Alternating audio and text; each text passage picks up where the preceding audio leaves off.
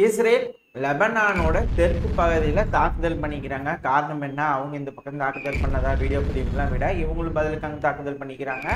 இது நார்மலாக கேட்கக்கூடிய விஷயம் தான், தினம் தினம் வரக்கூடிய விஷயம் தான். ஆனால் இந்த மிடில் ஈஸ்ட் பிரச்சனையை முன்னாடி எடுத்து வந்திருக்கிற அப்படின்னா அடுத்த செய்தி, அதாவது யூஎஸ் யூகேவும் யமன் ஹவுதிஸ் மேலே தாக்குதல் பண்ணிக்கிறாங்க. ஆனால் இது எல்லாம் நார்மலாக கேட்கறது தான். இப்போ ஒரு செய்தியை சொல்ல போகிறேன். அது அப்படியே பிரம்மாண்டத்தின் உச்சம், வந்து ஆச்சரியத்தின் உச்சம் அப்படிங்கிறத போல அப்படியே வியந்து போய் நின்றுட்டு இருந்தேன். ஏன்னா ஹவுதிஸ் இருக்கிறாங்க இல்லையா, ஹைப்பர்சோனிக் மிசைலை டெஸ்ட் பண்ணி பார்த்துக்கிறாங்களாம்மா. அப்புறம் என்ன டிஃபென்ஸ் சிஸ்டம் வச்சாலும் இனி ஒன்றும் வேலைக்கு ஆகாது. இந்த சவுதி இருக்குது, எல்லாம் இருக்கிறாங்க, ஏதாவது தடுத்து நிறுத்த முடியும்னு நினைக்கிறீங்க?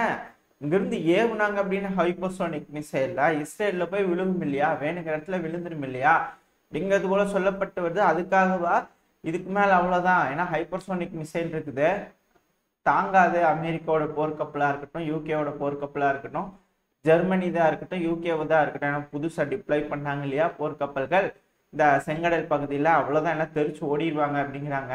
ஏன்னா ஒன்ஸ் இந்த ஹைப்பர்சோனிக் மிசைல் வந்து டெவலப் பண்ண ஆரம்பிச்சுட்டு இருக்காங்களா, டெஸ்ட் பண்ணி முடிச்சதுக்கப்புறம் டெவலப் பண்ண ஆரம்பிச்சிட்டாங்கன்னா, அவங்களோட ராணுவத்தில் இண்டக்ட் பண்ணிட்டாங்கன்னா, மிசைல்னாலே இனிமேல் ஹைப்பர்சோனிக் தாங்க நாங்கள் லான்ச் பண்ணோம் அப்படின்னா அது எப்படிங்க தடுத்து நிறுத்துவீங்க அப்படின்ற கேள்வி வருது. பட் எந்த மாதிரியான ஹைப்பர்சோனிக் அப்படிங்கிறது தெரியல. பட் லான்ச் பண்ணி டெஸ்ட் பண்ணி பார்த்துக்கிறாங்க அப்படிங்கிறத சொல்லப்பட்டு வருது. ஏதாவது தகவல் கிடைச்சுன்னா அடுத்த பதிவில் பார்ப்போம். இது போல பல முக்கியமான உலக செய்திகள் தான் இந்த பதிவில் இருக்க போது. அனைவருக்கும் வணக்கம், நான் உங்கள் செந்தில், இது உங்கள் செந்தில் டிஃபென்ஸ். பதிவுக்குள்ள போறதுக்குன்னா நம்ம சேனலும் சப்ஸ்கிரைப் பண்ணலாம், மறக்காம சப்ஸ்கிரைப் பண்ணிட்டு கூடவே பக்கத்து இருக்கிற பெல் ஐகான்ல ஆல் ஆப்ஷன் சூஸ் பண்ணிக்கோங்க. அப்பதான் நம்ம சேனல் எடுத்துக்கிற வளர்ச்சி அடையும், உங்களுக்கும் நோட்டிபிகேஷன் வரும். இது போல வீடியோ பதிவுகள் வந்துச்சுன்னா எனக்கா இந்த உதவி செய்வீங்க நம்பிக்கையில பதிவுக்குள்ள போயிடலாம். முதல்ல இந்த ஆப்பிரிக்கால இருந்து போயிடலாம். ஏன்னா இந்த நைஜீரியா இருக்கிறாங்க இல்லையா, என்னென்ன சொன்னாங்க, இந்த எக்கோவாஸ் அமைப்போட தலைவரா இருக்கும்போது ரெடியா நிக்கிறேங்க, உள்ள பூந்துருவான், இந்த நிஜர்லாம் அவ்வளவுதான், முடிச்சு கட்டிடலாம், அது என்ன ராணுவாச்சு, என்ன பேச்சு இதெல்லாம் அப்படிங்கிறது உள்ள இருந்தாங்க இல்லையா. இப்ப பாருங்க, நிஜர் மேல போட்டிருந்த சாங்ஷன் எல்லாத்தையும் தூக்கிட்டாங்க. அப்புறம் அந்த நாட்டு மேல இருக்கக்கூடிய இந்த பார்டர்லாம் க்ளோஸ் பண்றது போல வேலையெல்லாம் செஞ்சுட்டாங்க இல்லையா, எல்லாத்தையும் ஓப்பன் பண்ணிட்டீங்க. எதையும் மனசுல வச்சுக்காதீங்க, பழையபடி போக்குவரத்துல இருக்கட்டுங்க. நம்மளுக்கு பேச்சுவார்த்தையில எங்க கட் பண்றீங்க அப்படிங்கிறது போல இப்போ எப்படி நைஜீரியா ஒரு படி கீழே இருக்கிற மாதிரி இருக்குதா, இல்லை விட்டு கொடுத்து போனா கெட்டு போக மாட்டோம் அப்படிங்கிற போல ஒரு மனப்பான்மையில ஒரு நல்ல எண்ணத்துல இருப்பாங்களா இருக்கும். என்ன மாதிரி ஆளுங்களுக்குலாம் அதுதான் புரிய மாட்டேங்குது இல்லையா. நான் பாருங்களேன், நைஜீரியா எவ்வளோ நல்லவங்களா இருந்தாங்கன்னா பரவாயில்ல, ராணுவ ஆட்சியா இருந்தாலும் சரி எதுவாக இருந்தாலும் பரவாயில்ல, எல்லாம் சாங்ஷன் எல்லாம் தூக்கி கூப்பிடுறாங்க. இவ்வளவு தூரம் கெஞ்சுறாங்களே, மனசு இறங்குதான் இந்த நெஞ்சிருக்கு அப்படிங்கிறது போல இருக்கு. என்ன செய்ய போறாங்க அப்படிங்கிறது பார்ப்போம். ஆனா முடியாது உங்க கூட காதான் அப்படிங்கிறது போல நிஜர் இருக்கிறாங்க. பார்ப்போம், கொஞ்சம் இதான் மனசு இறங்கி இவங்களும் ராணுவ ஆட்சி வந்து நைஜீரியாவும் நிஜரோட சேர்ந்துக்குமா, அவ்வளவுதான், வெஸ்ட் ரெஸ்ட் ஆயிரும் அதுக்கு மேல அப்படிங்கிறாங்க. நடக்குதா என்னன்றதை பொறுத்து இருந்து பார்ப்போம். இந்தியாவோட ஃப்ரீ ட்ரேட் அக்ரிமெண்ட் போடுறதுக்கு யுரேஷியன் நாடுகளும் சரி இந்தியாவும் சரி கொஞ்சம் ஆர்வமா இருக்கிறாங்க. சம்பந்தமான பேச்சுவார்த்தையெல்லாம் போயிருக்கும் போல இருக்கு. இது நடக்கும் பட்சத்துல இந்தியாவுக்கும் சரி யுரேஷியன் அந்த எக்கனாமிக்கும் சரி ரொம்ப ஒரு நல்ல பெனிஃபிட்டா இருக்கும் அப்படிங்கிறது போல செய்திகள்லாம் வருது. யார் இந்த யுரேஷியன் எக்கனாமி அப்படின்னு கேட்டீங்கன்னா, ரஷ்யா, கசகிஸ்தான், கர்கிஸ்தான், அர்மேனியா, பெலருஸ் இந்த நாடுகள்லாம் இருக்கிறாங்க. இப்போ நம்ம அவங்களோட ஃப்ரீ ட்ரேட் அக்ரிமெண்ட் போறதுனால வர்த்தகங்கள் அதிகரிக்கும் அப்படிங்கிறத சொல்லப்பட்டு வருது.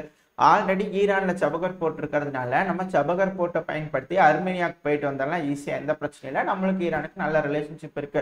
ஏங்க இந்தியா, ஏன் அந்த பக்கம் மட்டும் போறீங்க, இந்த பக்கமும் கொஞ்சம் எட்டி பாருங்க இந்தியா, வாங்க நம்மளாம் ஒன்னும் பழகிக்கலாம் அப்படிங்கிறது உள்ள இன்னொரு ரூட் வந்து சொல்லிக்கிறாங்க. எப்படின்னா, இதே சபகர் போர்ட் தான், இதே ஈரான் தான், கொஞ்சம் அங்கிட்டு திருப்பதுக்கு போல இந்த சைடு திருப்பினோம்னா துருக்மெனிஸ்தான், துருக்மெனிஸ்தானுக்கு மேல கசகஸ்தான், கசகஸ்தானுக்கு மேல ரஷ்யா. எப்படி ஜாலியா இருக்குதா நம்மளுக்கு. இருவேறு பாதைகள், அதாவது ஒயரோடு போட்டு நம்ம எப்படி அவந்தெடுத்தாலும் சரி எங்க போறோம். ஏன்னா அர்மேனியா அசர்பைஜான் முட்டிக்குவாங்களா அப்படிங்கிறது போல இருக்கு. திரும்பவும் ஆரம்பிச்சுட்டாங்க பாங்க நோன்றதுக்கு ரெண்டு பேரும் அப்படிங்கிறது போல சொல்லிட்டுருக்காங்க. ரெண்டு பேரும் பிராக்டிஸ் பண்ணிட்டுக்கிறாங்க, எதுக்கோ தயாராகிட்டு இருக்கிறாங்க. நம்மளுக்கு வருத்தம் வேணுமா இல்லையா, யாரும் என்னமோ பண்ணிக்கிட்டு நம்மளையாவது தொந்தரவு பண்ணக்கூடாது இல்லையா. அதனால இங்கிட்டு ரோடு போட்டுக்கலாம் அப்படிங்கிறது போல இந்த சைடு ஒரு ரோடு சஜஷன் வந்துருக்குது. இது ஒரு நல்ல சஜஷன் தான். இப்படி நம்ம கோஆபரேட் பண்றதுனால இந்த யுரேஷியன் எக்கனாமியோட பண்ணக்கூடிய இந்த வர்த்தகம்லாம் வந்து சீர சிறப்புமா எந்த பிரச்சனையும் இல்லாமல் நடக்கும் அப்படிங்கிறாங்க. நம்மளுக்கு பெனிஃபிட் தானே, நடந்ததுன்னா நல்ல விஷயம் தான். ஆனால் இதில் ஏகப்பட்ட இந்த ஃப்ரீ ட்ரேட் அக்ரிமெண்ட்னாலே ஏகப்பட்ட விஷயங்கள் உள்ள இருக்கும். அதெல்லாம் கொஞ்சம் பார்த்து நம்ம அரசாங்கம் கரெக்டாக செஞ்சுட்டாங்க அப்படின்னா நம்மளுக்கு பிரச்சனை இல்லை. நம்மளோட வர்த்தகம் அடுத்த கட்டத்துக்கு போகும், நம்மளோட வளர்ச்சியும் தடை இல்லாமல் வளர்ந்துக்கிட்டே இருக்கும். ஏன்னா நம்ம சீனா சமீப காலமாக வந்து பார்த்தீங்கன்னா ரொம்ப குறைச்சி கொடுத்துருக்குறாங்க இந்த ஏரியாலாம்.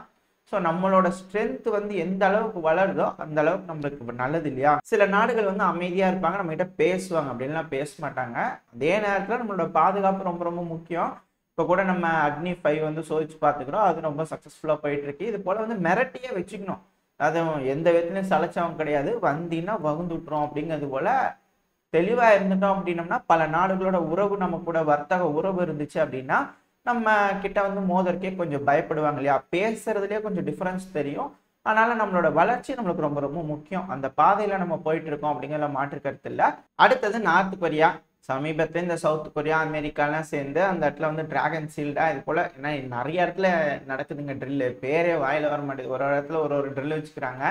ஏதோ ஒரு ட்ரில் இந்த பக்கம் நடந்தது. அந்த ட்ரில்லில் கண்டிச்சு மிசைல் ஏவுவாங்கன்னு பார்த்தா தலைவர் என்ன பண்ணிக்கிறார், நார்த் கொரியாவோட அதாங்க அதிபரான கிம் ஜாங் உன் அவர்கள் அவர் என்ன செஞ்சுக்கிறாரு, புதுசாக ஒரு டேங்க் எடுத்து ஓட்டி பார்த்துக்கிறாரு. டெஸ்ட் ட்ரைவ் பண்ணி எல்லாம் சூப்பராக வேலை செய்து வீரர்களே போருக்கு தயாராகுங்கள் அப்படிங்கிறதோட திரும்பவும் சொல்லிக்கிறாரு. என்னங்க நீங்கள் திடீர்னு வந்து போருன்ட்டே இருக்கிறீங்க, ஆரம்பிப்பீங்களா இல்லை எப்படி ஏதாவது ரஷ்யாக்காக வெயிட் பண்ணிட்டு இருக்கிறீங்களா? ஏன்னா ரஷ்யாவுக்கு இவங்க சப்ளையராக இருக்கிறாங்க. அப்புறம் இப்போ இந்த சப்ளையர்னு சொன்னதுனால ஒரு விஷயம் ஞாபகத்துக்கு இருந்தது. இது 2 நாளைக்கு முன்னாடி வந்த செய்தின்னு நினைக்கிறேன், படிச்சுட்டு இருந்தேன். என்னன்னா ஈரான் இருக்கிறாங்களே அவங்களோட டிஃபென்ஸ் ரிலேட்டடான ஐட்டம்ஸ் எக்ஸ்போர்ட் பண்ணுறது 5 மடங்கு இன்க்ரீஸ் ஆகிருக்குதாம்மா. அதாவது ஈரானுக்கே 5 மடங்கு இன்க்ரீஸ் ஆகிருக்குது. அப்போ அமெரிக்காவுக்கு எத்தனை மடங்கு இன்க்ரீஸ் ஆகிருக்கு கொஞ்சம் யோசிச்சு பாருங்க. ஏன்னா மேற்குலக நாடுகள் கிட்ட இருக்கிற எல்லாமே காலி ஆயிடுச்சு. இப்போ ரீஃபில் பண்ண வேண்டிய கட்டாயத்தில் இருக்கிறாங்க. எந்த அளவுக்கு ஆயுதங்கள் வாங்குவாங்க நாடுகள்லாம் இதுக்கு மேலே வெறித்தனமாக வாங்குவாங்க. பில்லிங் அவன் 10 வாங்கியிருக்கிறான்னா நம்ம 5 வாங்குவோம்ப்பா அப்படிங்கிறது போல இந்த ஆர்மர்டு வெஹிக்கிளாக இருக்கட்டும், பேட்ரியாட் ஏர் டிஃபென்ஸ் சிஸ்டமாக இருக்கட்டும், நிறைய ஏர் டிஃபென்ஸ் சிஸ்டம் இது போல பல விஷயங்கள் வெறித்தனமாக இதுக்கு மேலே மேற்குலக நாடுகள்லாம் வாங்கி குவிப்பாங்க அப்படிங்கிறது போல சொல்லப்பட்டது. அது மட்டும் இல்லாமல் இந்த நேட்டோட ஸ்டோல்டன்பர்க் அவர்கள் இருக்கார்ல சீஃப், அவர் தரப்புலேருந்து ஒரு ஸ்டேட்மெண்ட் வந்துருக்குது. ஏன்னா இன்னும் கொஞ்சம் வச்சிருப்பாங்க போல இருக்குது மிச்சம் மீதி. அதனால உக்ரைனுக்கு உதவ ஆரம்பிங்க அலைஸ் அப்படிங்கிறது போல திரும்ப ஒரு குரல் கொடுத்துக்கிறாரு. கமான் உங்ககிட்ட இருக்கிற எல்லாத்தையும் தீத்துருங்க பார்ப்போம், உங்களோட இந்த ஆயுத கிடக்க எல்லாத்தையும் காலி பண்ணுங்க, சீக்கிரமா உக்ரைனுக்கு ஸ்பீடப் பண்ணுங்க, கமான் பாய்ஸ் அப்படிங்கிறதுல ஒரு இன்ஸ்ட்ரக்ஷன் கொடுத்துக்கிறாங்க. இந்த சமீபத்தில் ஸ்லோவாக்கியா பார்த்தீங்களா இருக்கிற ஏர் டிஃபென்ஸ் சிஸ்டம்லாம் தூக்கி உக்ரைனுக்கு கொடுத்துருவோம். இப்போ எங்களுக்கு யாருமே இல்லைன்னா அமெரிக்கா கொண்டு வந்து பேஸ் வச்சுக்கிறாங்க இல்லையா. இதுக்கு மேலே எதுக்கு ராணுவம்? அமெரிக்கான்ற ஒரு நாடு கிட்ட ராணுவம் இருந்தால் போதும் இந்த உலகத்தில், புரியுதுங்களா? வேற யாருக்கு ராணுவம் வேண்டியதில்லை. ராணுவத்தில் சேரணும்னா அமெரிக்கா ராணுவத்தில் போய் சேர்ந்துக்கலாம் எல்லா நாட்டிலேருந்தும். அது போல தான் இதுக்கு மேலே சட்டம் கொண்டு வந்தால் ஆச்சரியப்படுறதுக்குல அப்படிங்கிறது போல காமெடிக்கு பேசுகிறாங்களா இல்லை உண்மையாலுமே நடக்குமான்னு தெரியல. பட் இது போல விஷயங்கள் சொல்லிட்டு இருக்கிறாங்க. ஏன்னா எல்லா நாடுகள்கிட்ட இருக்கக்கூடிய ஆயுதங்கள் போயிடுச்சுன்னா இன்னும் ஆயுதங்களை விற்கணும். அந்த நாட்டு ஆயுதங்கள் வாங்க வச்சுட்டு அது இயக்கிறதுக்குன்னா ராணுவ வீரர்கள் வேணும் இல்லையா. அந்த நாட்டோட ராணுவ வீரர்களும் அங்கே அமெரிக்கா ஐடியா போய் சேர்ந்துக்கணும். ஏன்னா அமெரிக்கா வந்து அங்கங்கே பேஸ் வச்சுட்டு இருக்கிறாங்க இல்லையா, நாங்கள் ப்ரொடெக்ஷன் கொடுக்குறோன்னு. அதுக்கப்புறம் அவங்க வந்து எல்லா நாட்டிலையும் வந்து பேஸை வச்சு ப்ரொடெக்ஷன் கொடுப்பாங்க அப்படிங்கிறாங்க. அப்படியா என்ன ஏன்னு தெரியல, இது எப்படி வேலை செய்யன்னு தெரியல. தான் ஒன் வேர்ல்டு ஒன் ஆர்டருங்கிறாங்களே, எப்படி தான் கொண்டு வர திட்டம் போட்டிருக்கிறாங்க. ஏன்னா பலரும் பல கருத்துக்கள் சொல்கிறாங்க இந்த ஒன் வேர்ல்டு ஒன் ஆர்டர்லேயே. இதுவும் ஒரு கருத்து. சரி பார்ப்போம் எப்படி நடக்குதுன்ட்டு. அடுத்தது இந்த ஒரு நாடு, அந்த நாட்டில் இருக்கக்கூடிய மக்கள்லாம் பய பீதியில் இருக்கிறாங்க. என்னப்பா ஆரம்பிச்சிருவாங்களா நம்ம நாட்டிலையும் அப்படிங்கிறது போல. வேற யாரும் இல்லை, மால்டோவா தான். ஏன்னா சமீபத்தில் அங்கேருந்து சொல்லிட்டு இருந்தாங்களே அதிகமான ஆயுதங்கள் பிரான்ஸ்லேருந்து வந்துட்டு இருக்குன்னு முன்னாள் இந்த நாட்டு ஆண்டவங்களாம் சொல்லிட்டு இருந்தாங்க இல்லையா மால்டோவாவை. இப்போ வந்து பார்த்தீங்கன்னா தற்போதைய மால்டோவோட ஃபாரின் மினிஸ்டராக இருக்கிறார் இல்லையா, அவர்கிட்ட இருந்து ஒரு ஸ்டேட்மெண்ட் வந்துருக்குது. என்னன்னா இந்த நேட்டோவில் சேர்றங்கிற பேச்சு வந்து எதுவும் பெருசாக எடுபடல. ஏன்னா எங்கள் நாட்டில் இருக்கக்கூடிய பெரும்பான்மையான மக்களுக்கு அது பிடிக்கலிங்க, அதனால இப்போதைக்கு அது ஆப்ஷன் இல்லை. ஆனால் இதை பற்றி பேசணுங்க. நேட்டோவில் சேர்ந்தா என்ன நடக்கும், நேட்டோவில் சேர்றதுனால நன்மைகள் என்னென்ன இருக்கு, இவ்வளவு பல விஷயங்கள்லாம் நாட்டு மக்கள்கிட்ட எடுத்து சொல்லி பேசி புரிய வைக்கணுங்க. அதாவது எப்படின்னா இந்த உக்ரைன்ல வந்து எடுத்தோடனே நீங்க நேட்டோவில் சேர்ந்துக்கன்னு சொன்னோம்னு வச்சுக்கோங்களேன், அங்கே இருக்கிற மக்கள்லாம் ஒரு மாதிரி பார்த்துப்பாங்க. முதல்ல என்ன பண்ணணும், அந்த நாட்டு மேலே அந்த நாட்டு மக்களுக்கு விருப்புணர்வை கொண்டு வரணும். எப்படி ஒரு ஹேஷ்டேக் வந்தது இல்லையா, வாட்ஸ் ராங் வித் இந்தியான்னு, அது போல் வாட்ஸ் ராங் வித் உக்ரைன்னு ஆரம்பிச்சிருப்பாங்க போலுக்கு ஒரு கேம்பெயினை. அதில் கொஞ்சம் கொஞ்சமாக ஆட் பண்ணி கருத்துக்கள் திணிச்சு அல்காரிதமை கிரியேட் பண்ணி மக்கள் மனசில் ஊடுருவி அந்த நாட்டு மக்களுக்கு அந்த நாட்டு மேலே ஒரு வெறுப்புணர்வை கொண்டு வந்து போராட்டங்கள் கலவரங்களை கொண்டு வந்து நாட்டை பிரகாசமாக ஆக்கணும். அப்படின்னா எவ்வளோ நாள் எடுத்திருக்கோம் உங்களுக்கு. எத்தனை வருஷ கனவு, எத்தனை வருஷம் உழைப்பு, எத்தனை பேர்த்தோட கிரைண்டர் அதில் வேலை செஞ்சுருக்கும் இல்லையா. அதுக்கப்புறமா ஹீரோ மேட் இன் மூமெண்ட் வந்து அதுக்கப்புறம் இப்போ வந்து போரில் வந்து இப்படி நிற்கிது இல்லையா. இப்போ மால்டோவாவை ப்ரிப்பேர் பண்ணிட்டு இருக்கிறாங்களா அப்படின்ட்டு கேள்வி வருது. பார்த்து கொஞ்சம் உஷாராக இருந்துட்டாங்கன்னா பரவாயில்ல, அப்படி இல்லைன்னா அவ்வளோதான், சோழி முடிச்சிருவாங்க. அதாவது ஒன்றும் இல்லைங்க, நேட்டோவில் சேர்ந்துருவாங்க மால்டோவா, அவ்வளோதான். விட்டுருவாங்களா ரஷ்யா அப்படிங்கிறது போல ஒரு கேள்வி வருது. அங்கே இருக்கிற மக்களுக்கு தெரியும்ல, ஆல்ரெடி அங்கே போய் இப்படி ஆகி போச்சு, நீ நம்ம வேறையா அப்படிங்கிறது போல. ஏன்னா இந்த டிரான்ஸ்னிஸ்ட்ரியா இருக்குல்ல, அங்கே அதிகமான ரஷ்யன்ஸ் இருக்கிறதுனால ரஷ்ய அதிபரான எலெக்ஷன் விளாடிமிர் புட்டின் அவர்கள் இது போல எலெக்ஷன் நிற்கிறாங்க இல்லையா, ஓட்டு போகிறதுக்காக ஒரு பூலிங் போத் வந்து டிரான்ஸ்னிஸ்ட்ரியாலையும் ஓப்பன் பண்ண போகிறாங்களாம்மா. ஆனால் இந்த தடவை வந்து அதுக்கு தான் பர்மிஷன் வாங்கியிருக்கேன். எப்பவுமே ஒரு பூத்து தான் இருக்குமாம்மா. ஆனால் இந்த தடவை வந்து ஒன்றுக்கும் மேற்பட்ட பூத்துகள் இருக்கிறனால மால்டோவில் வந்து கொண்டு வந்து விளக்கம் சொல்லிட்டு போங்க அப்படின்றது போல கேட்டுக்கிறாங்க. ஏங்க அது உங்கள் பகுதி இல்லைங்க, அது அது அட்டானமஸ் பகுதிங்க, அங்கே எத்தனை பூத்து இருந்தால் உங்களுக்கு என்ன அப்படிங்கிறது போல சில கேள்விகள் அனலிஸ்ட் தரப்புந்து வருது. பட் அது இன்னும் மேற்குலக நாடுகள்னு அங்கீகரிக்கல இல்லையா, அதனால விளக்கம் கொடுப்பாங்களா என்னன்றது தெரியல. பொறுத்து வந்து பார்ப்போம் என்ன நடக்க போகுது அப்படிங்கிறது. அடுத்தது இந்த சுவிட்சர்லாண்டில் வச்சு அமைதி பேச்சுவார்த்தை நடக்க இருக்கு இல்லையா, பீஸ் சமிட், உக்ரைனோட பீஸ் சமிட் நடக்க இருக்கு.